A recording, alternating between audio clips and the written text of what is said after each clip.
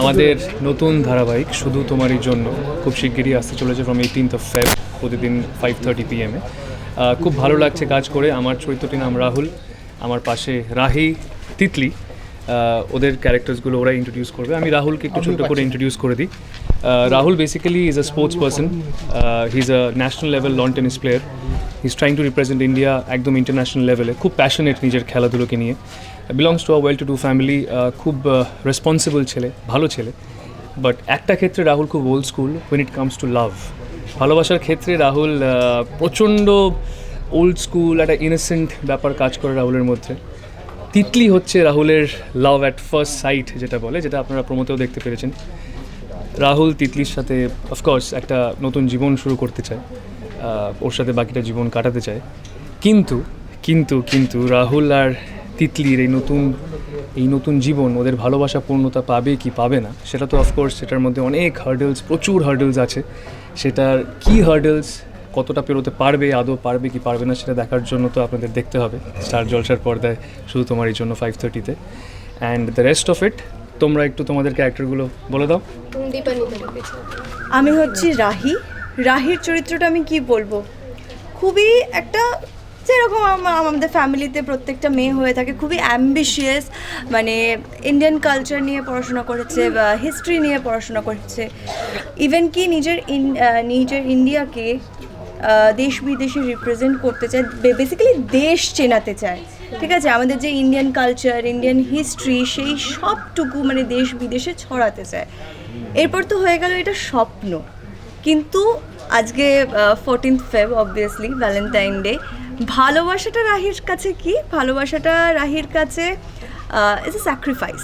ওর জন্য সব সময় যেখানে মন স্থির হয়ে যায়, যেখানে কি বলে নিজের আশা আকাঙ্ক্ষা হয়তো একটু স্যাক্রিফাইস করতে হয়, সেটা হচ্ছে রাহির কাছে ভালোবাসা। এরপর হতে পারে হয়তো ভবিষ্যতে অনেক কিছু স্যাক্রিফাইস করতে হতে পারে ওকে, কিন্তু সেটা কী জন্য, এই স্যাক্রিফাইস কেন করতে হচ্ছে সেটা জানার জন্য দেখতে হবে শুধু তোমার জন্য।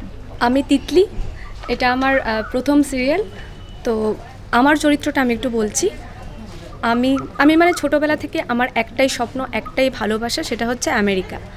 আমি আমেরিকা ছাড়া কিছু ভাবতেই পারি না। আর আমার ভালোবাসা আরেকটাও আছে, সেটা হচ্ছে আমার দিদিভাই আর আমেরিকার বাইরে আমি কিছু ভাবতেই পারি না। আর আমার চরিত্রটা করতে পেরেও আমি খুব খুশি। আমি জানি না এটা কতটা আমি করতে পারবো, তবে আমি চেষ্টা করে যাচ্ছি করার।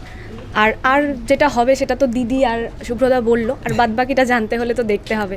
শুধু তোমারই জন্য প্রতিদিন 5:30টায় শুধুমাত্র স্টার জলসায়। ভালোবাসা তোমাদের কাছে কি পার্সোনালি? আজকে তো শুধু প্রেস মিটই, বাট ভালোবাসা আদারওয়াইজ মানে আই ক্যানট ডিফাইন লাভ। মানে ইটস ভেরি সাবজেক্টিভ। সবার নিজস্ব ডেফিনেশনস আছে। আমার কাছে it's a feeling, it's very emotional. আমি যেটা কিছুক্ষণ আগে বলে এলাম, রাহুলের কাছে ভালোবাসাটা is Titli, nothing else. Rahul তিতলিকে ছাড়া আর কাউকে বোঝে না। তিতলি রাহুলের সব, অ্যান্ড তিতলির জন্য Rahul can go to extreme lengths. তো দ্যাটস ফর রাহুল। শুভ্রজিতেরটা আমি আজকে নাই বললাম। আমার কাছে মানে দীপানিদের কাছে ভালোবাসা কি, টোটালি যদিও কোনো, তবুও যদি টোটালি ডিপেন্ডেন্সি। আমার ঘুম পেয়েছে, সে আমার খেতে ইচ্ছে হয়েছে, সে মানে আমি টোটালি স্ট্রং ডিপেন্ডেন্ট ওমেন। আমি ইন্ডিপেন্ডেন্ট না। তিতলি? আর আমার কাছে এই মুহূর্তে ভালোবাসা মানে শুধুই আমেরিকা। বাহ, বলছে। আচ্ছা শুভ্রজিৎ, 2026 তোমার কাছে গোল্ডেন ডে বলা যেতেই পারে, মানে গোল্ডেন বছর, বিয়ে এবং তার সাথে সাথে নতুন কাজ।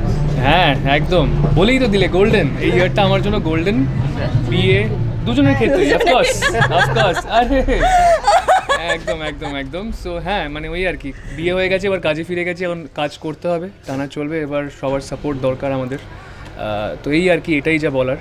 আমি কাউকে এক্সপ্লিসিটলি বলি না সাপোর্ট আস, আমি বলবো আপনারা দেখুন, দেখে আপনারা জাজ করুন। তারপরে আপনাদের যদি মনে হয় if we are worthy enough, please stay with us, support করবেন, because we really need your support. সেক্ষেত্রে থ্যাংক ইউ। একদম। আর তোমাদের নিজেদের মধ্যে বন্ডিং কতটা মানে তৈরি হলো? ভালো, মানে সো ফার সো গুড। শোটা স্টার্ট হয়েছে, তো এখনো পর্যন্ত আমাদের সবার খুব একটা কর্ডিয়াল, হ্যাপি গো রিলেশনশিপ আছে সবার মধ্যে। গুড ফ্রেন্ডশিপ ডেভেলপ হয়েছে। দিদি বোনের মধ্যে কতটা দিদি বোন সম্পর্ক তৈরি হয়েছে? না ভালো, খুবই ভালো, খুবই ভালো ভীষণ সম্পর্ক। কে বেশি দুষ্টু, দিদি না বোন? ওটা শুনতে বলবো। আমি নাকি হিরো বেশি দুষ্টু? সেটাও বলবে। নাকি হিরো বেশি দুষ্টু? হিরো একদম একদম রিজার্ভ থাকে ফ্লোরে, বাট ওদের দুজনের মধ্যে আই থিঙ্ক ও একটু একটু রিজার্ভড আছে এখন, বিকজ ওর একদম এটা নতুন, ও একটু ভয় ভয় থাকে। এত ভয় পেও না তুমি, আমরা সবসময় ওকে বলতে থাকি don't be so scared, open up. আর আই থিঙ্ক ও একটু হ্যাঁ একটু